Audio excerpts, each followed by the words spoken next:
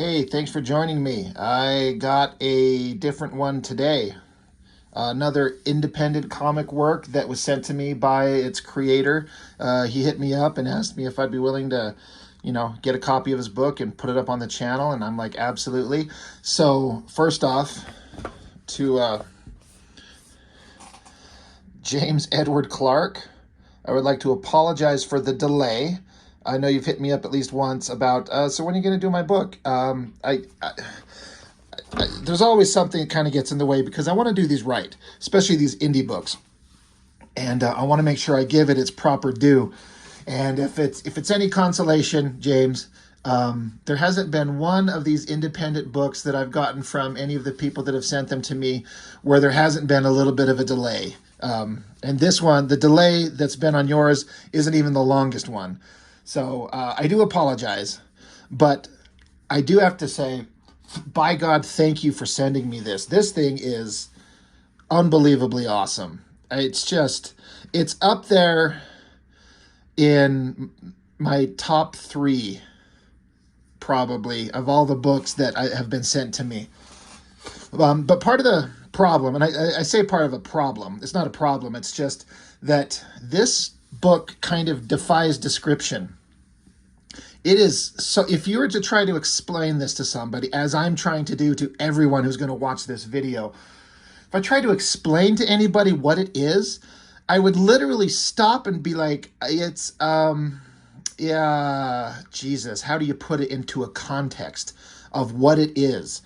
I'm not going to say it's impossible to define, but I don't have the words for it. I, grew up just reading kind of your basic superhero comic shit. I never knew of or had the opportunity to get into any weird, obscure other stuff that's just different from the mainstream because I lived in a small town and I had no idea some stuff existed. And so I didn't grow up reading more obscure stuff. I was just kind of, I was only kind of able to get my hands on, and ultimately as a kid only interested in mainstream stuff. And I mentioned that as a kid because, what you kind of like as a kid is just what you kind of start following. I don't know how some people find weird things, oddball things, like the more non-traditional stuff. And I feel like this is a guy who absolutely was and is a fan of like weird, off-color, strange, oddball things that just are not normal comic book type material. Definitely, he's got a story and a vibe and a mindset that he wants to do, and he does it, and I love it. It's freaking amazing. I can't explain what it is, and part of the problem is that the book doesn't even bother to explain what it is either, and I'm not saying that as a negative. I'm saying it as a positive, but the book doesn't tell you anything. It just starts. You're just in this world with almost no explanation, and it doesn't make any excuses for the fact that it doesn't explain itself, and it doesn't care that you don't understand what it is. It just is, and you're going to deal with it, and you're going to go along for the ride. PISSANT APOCALYPSE. So I love this. It looks like it's in like water, like wavy. And then this is about as good an explanation as you get of anything. Follow our yellow, two-fisted mutant renegade protagonist into the future wastelands of the PISSANT Apocalypse on a quest to track down and kill the 4 architects of the apocalypse and avenge mankind. Can your feeble mind comprehend? Can your poor, broken heart endure?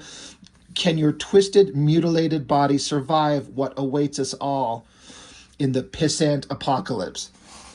So it's like already you're like, okay, a post-apocalyptic future, mutants, apocalypse. Okay, I'm on board. Let's go. Again, love the, it's, kind of more rigid kind of font. It's a little bit easier to read. And then I like this one, like on the back, it looks like it's kind of wavy and in the water. He signed it specifically for me. So what the hell? How do I explain this book? Like I was trying to explain, part of the reason for the delay is that I kept going over it. I'm like, how do I explain this thing? Because it's a thick book. This is not a 22-page comic. Look at this thing. Huge, awesome. And so it's kind of hard to go over, like I normally do in a regular comic review on my channel here, to go over everything in it. But I also don't want to go over everything in it because I want you to go buy this book and experience it for yourself. But we'll do a flip through the whole thing, and I'll go over some of the story points just to give you a taste of it. There's a little quote in here. Your wealth has rotted, and the moths have eaten your clothes. Your gold and silver are corroded. Their corrosion will testify against you and eat your flesh like fire. Okay? And then you flip into it, and we're just into it. And it says, sometime after the end of the world, PISSANT APOCALYPSE. Buck up, boss. Things aren't so bad. There's a pile of rubble.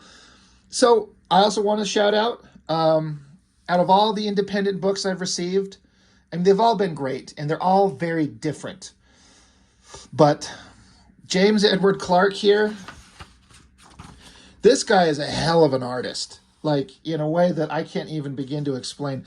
He's got such a interesting, dynamic, like, I don't have the words to explain what it is. I can't explain it.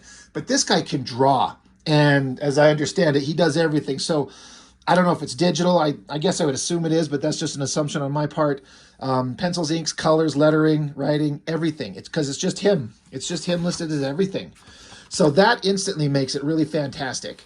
I'm trying to remember, out of all the other books that I do have, I think there's only one guy who does writing, pencils, inks, colors, lettering, everything, and that's Saul Haberfield over on Beyond the Void. And it's so odd. It just starts out with like some voice saying, buck up, boss, things aren't so bad. No need to be so morose. It's like I keep saying, one man's apocalyptic wasteland is another man's frontier. It's all about how you choose to look at it. I'm going to ensure everyone else is dead. That just means there's nobody left to get in our way of the way of your legend. You got the opportunity to write your own ticket, to truly live free. So we start out with like a walking, talking pig creature and a horse and a woman atop the horse. She's pregnant. She's naked. She's got a ball gag on, some weird like bondage hoodie thing, and she's blindfolded, being hauled around on this horse. And then there is a big, yellow, muscular monster of a man. And this little piggy guy is just kind of like his hype man in a way. He's like, what did that stinking old world really have to offer a giant two-fisted mutant renegade such as yourself? Glory? Adventure? Ha! I think not. He's like, yes, sir, with me by your side as your faithful bard. Ain't nobody going to get in our way. So, and then it continues. The pig is just yapping on and on. And so I like how he just has the words blah, blah, blah, blah, blah. As they go through this rubble, there's some ugly mutant creature up high looking down on them. Danger is coming. And then the stupid pig continues. And again, it just says more incessant yammering. Really funny. And our hero, which I'm sorry, if I remember correctly, they never named this guy. He doesn't have a name, which is interesting. Who cares, right? But he tells the pigs, he goes, shut up, swine. Somebody's romping, stomping about. Chain with the spike comes flying down, hits at his feet. He jumps out of the way, grabs it and pulls it, and he yells the word cunt with a K. Now this, it'll be a funny reoccurring phrase that this guy likes to say and call people. Cunt is a major theme of this book. Pulls the person from off the mountain up high, lands on the ground, and our hero runs up and like football kicks it right in the teeth. Boom, it says kick, pow, blood everywhere. And he's just super intense. And then up high in the rubble are a couple more bad guys. They're like, oi, cunt, surrender your girl and your beast and prepare yourself for death. They're up here, and they're up there. They're like, we got the numbers, we got the high ground, every advantage imaginable. Know your role, cunt, roll over and die. We're going to rape your sow and steal your junk. Your future is decided.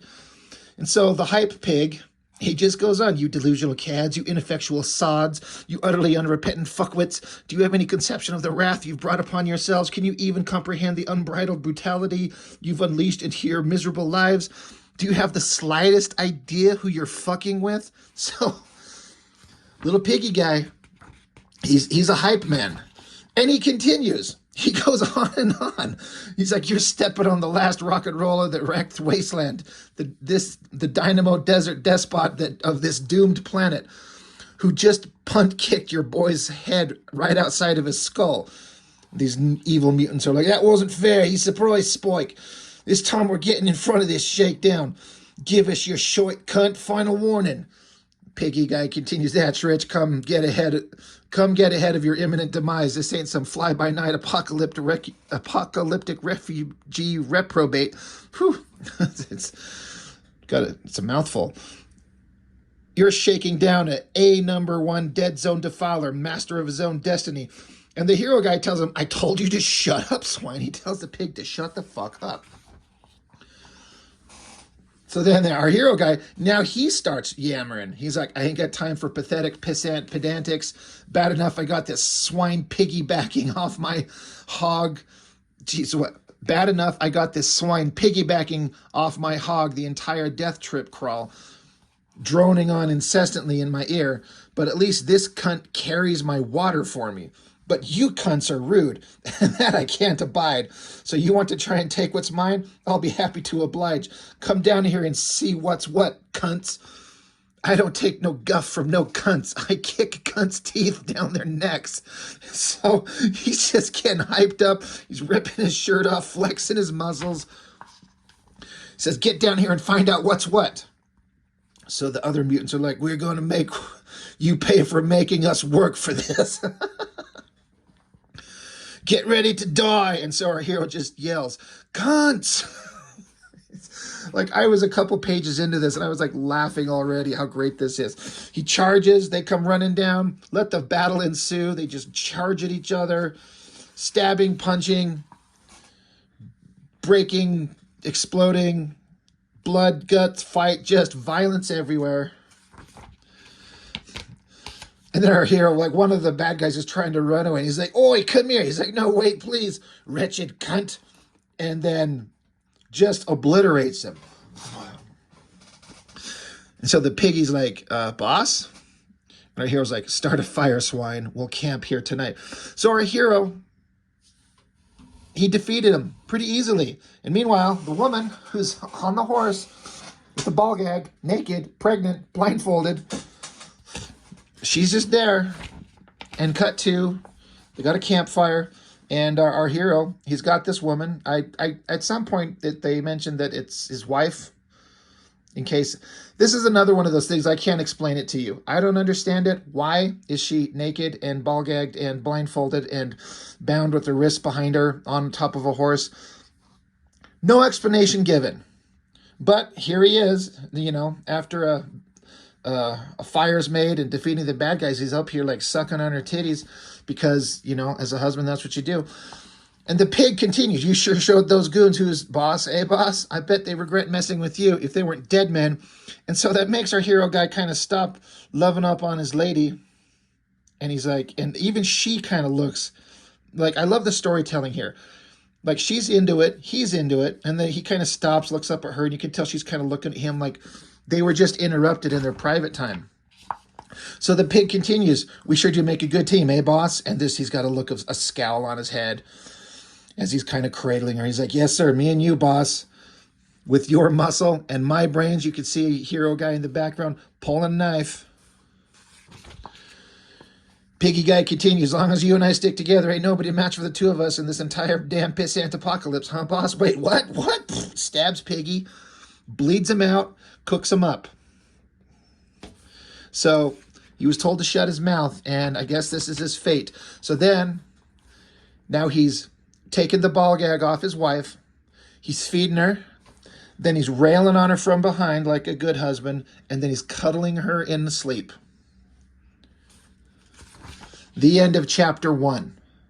If that right there doesn't give you some indication of what is going on in this book, I mean, I don't know what else to tell you. It was so wild. It was so like, what the hell is going on? The what, the why. But we got chapter 2, General Candy's Monsters. And like this female character, his artwork, it's such a beautiful face, the features, the hair, and then these monster creatures.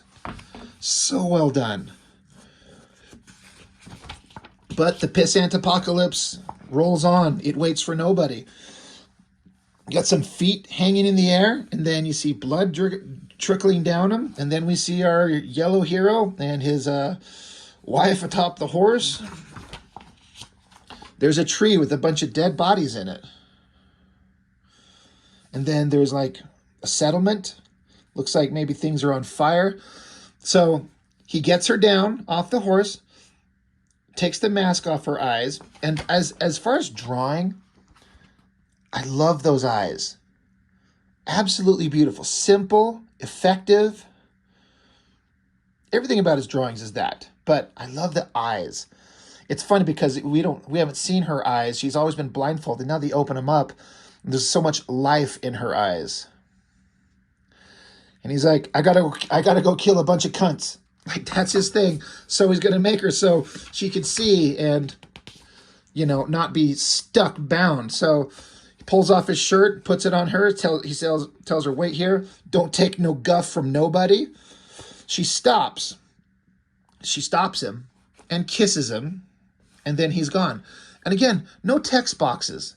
None of that like Todd McFarlane shit where there's boxes everywhere explaining all kinds of shit, saying nothing. You're just seeing what happened. You're just hearing what they say.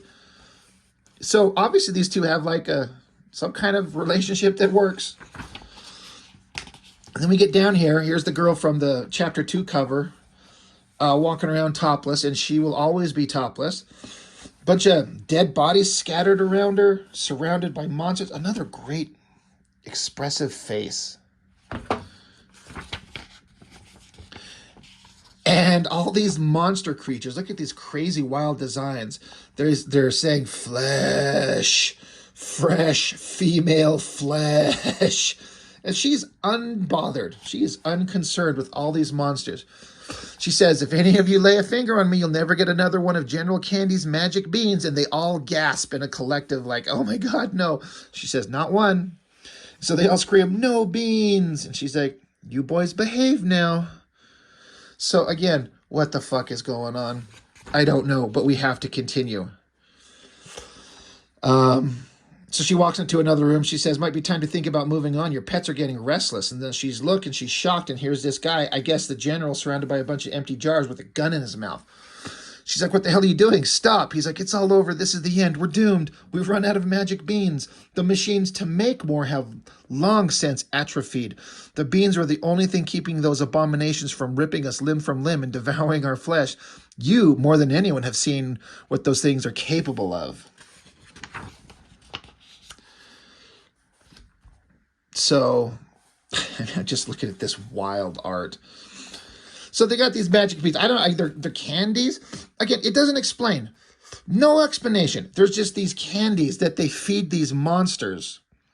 And that's how they kept control over people. And again, I'm trying to, I don't want to, because one, it'll take forever to go through the whole thing if I read the whole damn thing to you. I don't want to do that because I want you to go out and buy this thing. But there's a lot of story that goes on about who these people are, what they were, look at these designs on these people. So wild. And then the drawing where it's like drawn in color. I'm curious, Jamesedwardclark, if you could give some comments in the comment section about this, is this digital? And then do you draw this in black and white and then change it up digitally to make it like color holds for the drawings, like with where it's not just black ink there? Really curious about your process. But there's this village, this settlement, and there's people, and there's monsters, and there's candy, and there's death, and there's, again, no explanation for anything. It just is. He's like, feast upon my beans, my dogs of war. So I guess they're, is going through explaining how they had a control over all these creatures from these magic beans, but now they're gone. Now they're gone. He's like, it's over. There's nothing left. Better to end it all now than face the fate that awaits me at the hands of those monsters. She takes the gun and puts it to his head. She says, you worthless, fat, pissant cunt. I would have slit your throat in your sleep years ago if I knew you'd take the coward's way out at the first sign of trouble. You don't even have the basic human decency to feed your own bloated ass to the critters to give me a running head start and escape. She's heartless, and I love it. And he makes this girl so beautiful, like with the long hair and her features. She's very attractive. Got the gun pointed at him. A sound outside. She goes to look, and there's our hero. And I can't help but like a big muscly guy covered in all these little like bandages. Can't help but like I make the Marv from Sin City comparison, whether that's just me just seeing it or if there's some kind of intentional thing. But just a big, violent, muscular guy taking a knife and stabbing it through this like tiger monster's skull. Got this ape thing. Did a headlock. He's yelling cunt. Slamming him down, blood and guts going everywhere. He yells pig to the pig creature, beating the shit out of him. And then the hot naked girl, she's watching, and then the general guy's like, please, the gun, please. Thank you, my dear. I'll always love you. And then he blows his own brains out, that is just the lettering is fantastic. Bam.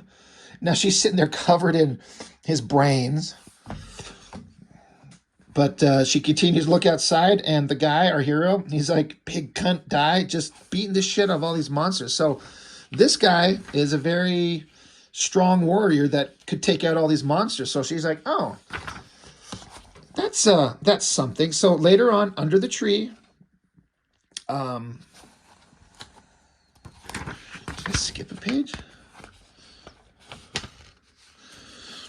Okay, right. It says later. So now there's two people under the tree. So our hero, he's now wearing the tiger as like a trophy pelt.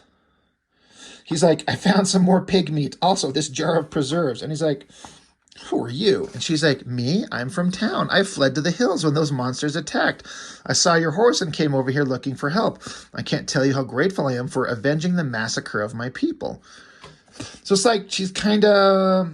seems a little manipulative. Come up here, made friends with his wife. She's like, you need some help with that meat? As she's kind of like staring at his dick. I don't know if I'm reading into that or if that's 100% what it's supposed to mean, but that's actually really funny. It says, later still, back downhill. And so now he's like got his clothes off, and probably because he's, I don't know. You know, this warrants no explanation. But she starts telling him what's going on and what kind of world they're involved in and the history of all those creatures. God, I can't get over this, like, general with the skull, the bones. That's such a great drawing. And then, again, another great drawing of this character. But she basically explains who and what they are, and he's like, yeah, I don't care. I don't know what you're talking about. I don't give a shit. But basically, she's like, there's a lot of horrible things going on, and maybe you could solve these problems. He tries some of these magic beans, stuffs them in his mouth, and spits them out. He's like, these cunts will make your teeth hurt. That's funny. In Chapter 3, Pissant Apocalypse continues. And then gets into some wild, like the lettering, I just love it so much. There's this guy digging in through, like, looks like mud and shit. Creepy looking guy. And then you hear the words, oi, cunt, which I will never get sick of that. So we got our hero and the girl that's joined up with them. They're like, what's this cunt called again? She says, Engineer of the Apocalypse. And then he's like, right, you, him? And she's like, yeah, that's him. All right, whatever. So there's this guy down here. So this guy who was digging a hole in the ground on the previous page, he's like, I knew if I rebuilt it, you'd return. After all, what choice did I have? Endure an eternity outside in that pissant apocalyptic wasteland? Rejoice, weary pilgrims, your long journey is at an end. Welcome to your new home, the city of the future. And it looks like it's like holes in the ground, very symmetrical. Almost like graves. So this guy is building the city of the future underground. So our hero guy's like, this is the cunt I just had to go I had to go all this way out of my way to kill. And she's like, I remember him being a lot bigger. So the weird hole digging guy, he's like, the city of the future is a marvel of engineering, every single aspect designed to strictly conform to the divine principles of sustainable population management. I have personally overseen the construction of every aspect of the city myself, handcrafted each individual living pod, carved out of the very face of the earth itself. I have left nothing to chance. We will not have a repeat of what happened last time. And it goes, the last time. So it's like, I guess back in the day when the earth had cities, it says, as the planet becomes more inhospitable, she cries out for a final solution to the question of rampant overpopulation. I have heard her cries, and this is my answer to her. The city of the future is designed to house and process the last remnants of humanity in its final twilight. With it, I will be able to keep the entire remaining human population under our foot, sectioning the natural world off from the corrupting influence of Homo sapiens. The purest and most humane expression of our most glorious ideal of sustainable population management, a golden vision to ensure we preserve the future of the planet. And then he stabs a kid. Hear me cry the unspeakable names of the demiurge. Thy name be sustainable population management.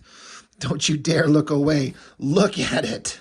Like, there's some social commentary going on here. And so it kind of goes into, like, I guess what happened. A single rail is the only way in or out of the city of the future. Lots of detail. Look at all these great figures, different faces. So well done. I love this guy's art. Jamesedwardclark, you draw so damn good. But it just kind of gets into some of the weird, wild shit, like government control and uprisings and battles with its citizens. It just kind of goes on to some crazy stuff. Monsters unleashed into the population. Love the coloring, how it changes to reflect a different kind of mood in a scene. Again, I'm kind of flipping through this because, again, I want you guys to go out and buy this thing and just experience it for yourselves, have it for yourself. But this guy, basically, they all kind of go running. These people trying to, like, have an uprising, but they all get kind of sequestered in their own little boxes. And he's like, everything in its place where it belongs. No freedom, no individuality, just locked away under control of the government. And then it just kind of continues on. And again, I'm not skipping by this because it's not interesting, but I want to be able to get through this thing. And I want you to go buy it so you can read it and find out what's going on. But anyway, that's what they tried to do last time. So this old fart here, he's trying to, like, do it again, but have everybody under the ground. So the new lady, she's like, so what are we gonna kill this guy or what? And our hero guy says, can you smell this cunt? I ain't touching him. Kill him yourself. This is your trip. And then the guy who's digging the holes in the ground, he notices the pregnant girl. He's like, that philandering Jezebel is with child. This single unstrategic pregnancy could cause the entire delicate ecosystem of the underground city of the future to completely collapse. The baby must be ripped from the wench's bloated husk of a womb. Such grotesque abuse of citizens' reproductive privileges will not be tolerated in the city of the future. So he wants to pull the baby out of her.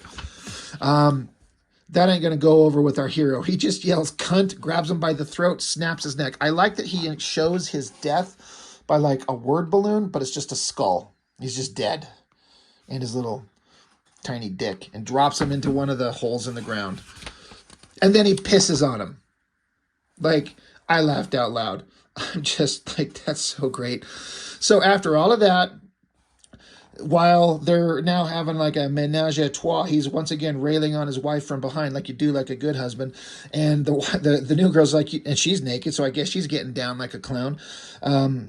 She's like, you know how many people wish they could have wrapped their hands around the throat of the engineer of the apocalypse, watched the life drain from his eyes? He killed millions. He's not even the worst of them. South of here is the lair of the alchemist of the apocalypse. And it's like, while she's explaining everything totally naked, he's just railing on his girl like you do. Because he's a good husband. And she's into it.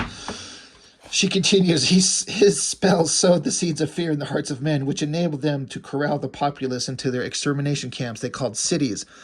To make our vengeance complete, we must seek out and kill the alchemist of the apocalypse. Meanwhile, he's just railing on her, 3 panels of getting it. And then this feels like it should be like I need some 3D glasses to put that on because I love that. I wonder if that's like a 3D thing. I've actually got some 3D glasses here somewhere. I'll have to get them out. Chapter 4, The Alchemist of the Apocalypse. More wild creature designs. I mean, it's the same ones we've seen, but they're so well designed. A skull atop a spike. That's always fun visual. And here they come. So, again, I'm not going to explain everything here. You have to go buy the book and read it. But basically, he's going in to go kill some cunts. He found a bunny. I can't imagine what this guy's going to do with the bunny. He picks it up. He's looking at it, runs it to some other creature here. They have some words back and forth, and they find out that this guy, like, eats bunnies. And, of course, that's not cool with our yellow-skinned hero. More backstory explaining the apocalypse. Taking needles to people's eyes.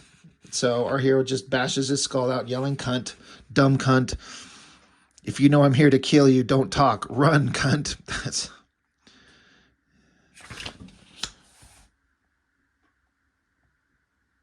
And it's just, I can't get over it. This is so many wild things going on here. And then this body of this thing surrounded by all these bunnies. He's like, "You're ugly, you're yammering. Worst of all, you stink." Because he doesn't like the smell of everything. He's like, sniff, sniff, and he pukes over here. Malignant pissant cunt. Again, I told you that word is going to be a big part of this story. And then more creepy creatures and weird people doing weird shit. More bad guys and their plans. Look at the word vomit in the lettering. Fantastic, because this guy pukes up his guts. But, you know, it's building up to a final conclusion. Our hero shows back up with the girls. He's got some bunnies. He's like, "I'm pretty sure these are edible, and they have nice pelts at least. I mean, I've seen people eat them, but they were real ugly. Hopefully it wasn't from their diet." He's like, "Maybe you can make a cape or something out of their fur. That would look nice on you girls." So then our hero guy, he starts unwrapping all these bandages from off his body. And they're slaughtering the rabbits, ripping, like, violently, grossly ripping the meat away from the pelts. It's such a weird, like, what is going on kind of thing. And the interesting thing is once our hero guy pulls off all his bandages, he's got these, like, lightning bolt designs. Scars, maybe, I guess, under them.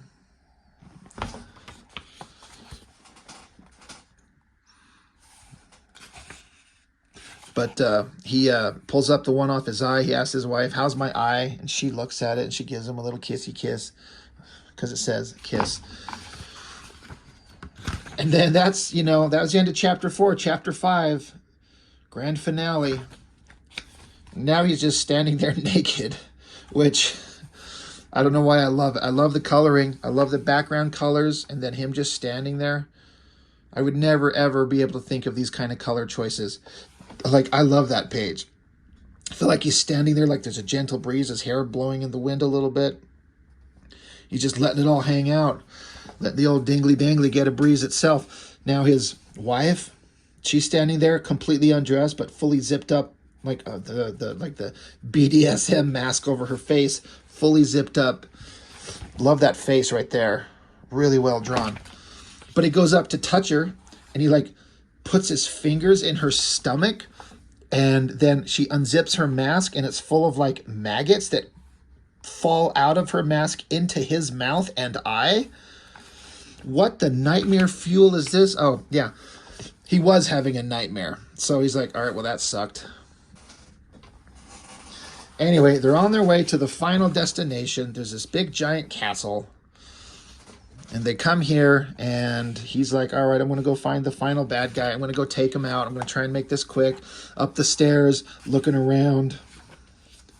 Comes along to this, another naked guy, long hair, glasses, a crown. Says, who are you?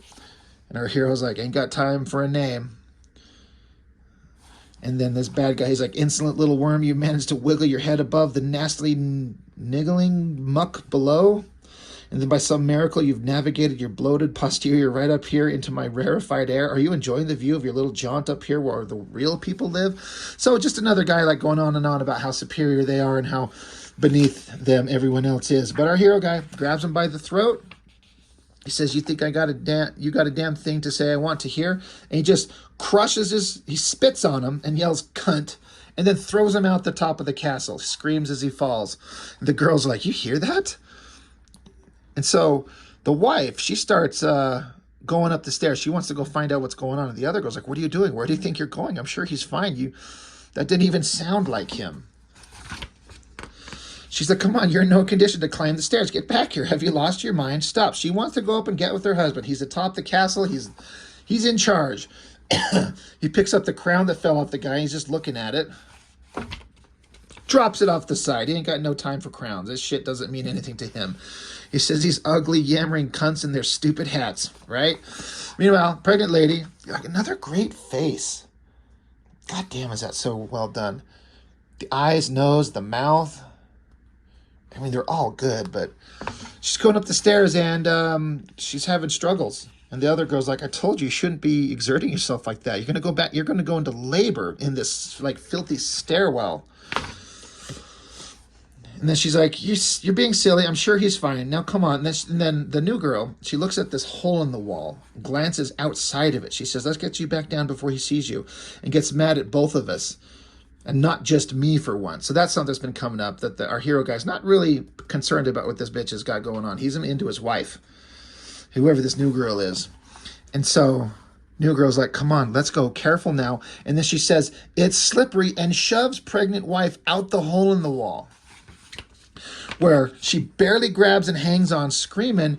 And the new girl, she's like, sorry, nothing personal. I'm just here trying to survive like everyone else. She says, neither of us would last very long out on our own without his protection. He's obviously running out of patience for me. How much longer do you think he's going to want to let me hang around once the baby is born? Not hard to see where things are going. She says, you think he's going to want anything to do with me after he finds out about the hysterectomy the architects of the apocalypse gave me? Not when he's got you shooting out babies for him. So I'm sorry, but I'm afraid I need you out of the picture, my dear. So she's just suddenly like, this is a horrible place to survive in, and I can't survive on my own, and he's getting sick of me, but if you're gone, maybe he'll let me stay around. But then we see a yellow hand grab her from the back. He showed up and he heard it all. Throws her off the castle, yelling pig, and then he's like, unbelievable. Can't turn your back on any of these cunts. So now he's sitting there holding his pregnant wife. Vile, trifling, maniacal, low, pissant cunts, every single one of them, every single time. Well, no more. How many snakes do you need to be introduced to before you know what to call one when you meet him? I like how he's gently cradling her. I love that drawing, actually. He says, we'll hold up here, just the three of us, backs against the ocean. We ever need anybody else, we'll make them. Seems easy enough. I know it's a dump, but I don't think we got time to do better than the king of the world's castle. And he says, I always heard there was plenty of fish in the sea. Hell, if I know what a fish is, but I'm willing to bet you can eat them. And again, he's sitting in this throne, carefully cradling her, kisses her, and he says, if I'm right, I can probably make it work. And then it's an epilogue. There's a boat, and there's our hero with yellow skin, and like three other like kids. So clearly he pounded ass on his wife and had several more children, and now they're the king of the castle, and he's out hunting and surviving. She's raising the kids with him up the stairs, up to the top of the castle, where there they are. lords of the pissant apocalypse. And he's like, I like how it ends with like a man with a woman. He loves her, and they have children, and they have a home, and they're surviving them against the world. I actually think that's fantastic. I mean, for real, get married, have kids, have a home. That's the best thing in the planet. Pissant Apocalypse by Jamesedwardclark says, Jamesedwardclark was born in 86. He currently lives in Toronto, Canada. Pissant Apocalypse is his third book. He made it during the lockdowns. And I don't know, is this a self-portrait, dude? Because you kind of look like the devil. Also from Jamesedwardclark, Evil Comics and Tales to Enlighten. And it says here, if I do another one of these, it's going to be called Pissant Ascension. Please, please, God, do another one. I need to know what happens with these guys. This stuff is so great. I loved it. I know it, I went on for 40 minutes trying to kind of explain it and kind of go over it page by page. But I'm serious, guys. I'm going to leave some links in the description. You got to go pick up a copy of this thing. You will not be disappointed. As an artist, if you like to draw, there's tons of great stuff to look at as just wild, crazy shit, weird stuff that isn't worried about trying to like justify its existence. It just is, and you have to deal with it, and it's great. This is one of the funnest, most wild, off-the-wall, weird comics I've ever read, and I'm so glad I got my hands on it, and I can't wait for more. So I guess that's everything I've got for now. I appreciate everyone who has joined up recently and watches the channel and comments. I've made friends with several of you. You all know who you are, and anybody who's new, thank you for joining up. Go check out this guy's work. Please, he deserves it. This is work that deserves to get as wide an audience as possible. So that's all I got for now. Thanks for watching, and I'll see you on the next one.